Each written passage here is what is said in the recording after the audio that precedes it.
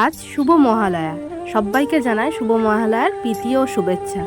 তাই আজকে খুব ভোর ভোর উঠে মহালয়া শুনে সকাল সকাল চান দান করে ফুল টুল তুলে নিলাম পুজোর জন্য।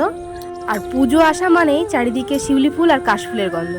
আর শিউলি ফুল বলতেই মনে পড়ে গেল, মা কিছুদিন আগে শিউলি ফুলের একটা ছোট্ট চারা এনে দিয়েছিল বাপের বাড়ির থেকে। আর সেই ছোট্ট চারাটা এখন কত বড় হয়ে গেছে, এবার রিপোর্ট না করলেই নয়। তাই সাধারণত বাগানের মাটি আর তার সাথে কিছুটা ভার্মিকম্পোস্ট মিশিয়ে চারাটাকে আমি রিপোর্ট করে দেবো। আর এখানে দেখো কি সুন্দর শিকড় বেরিয়েছে চারিদিকে, তাহলে আমার চারাটা মরার আর কোনো ভয় নেই, সহজে লেগে যাবে। আগামী বছর এর থেকে আমি অনেক ফুল পাবো।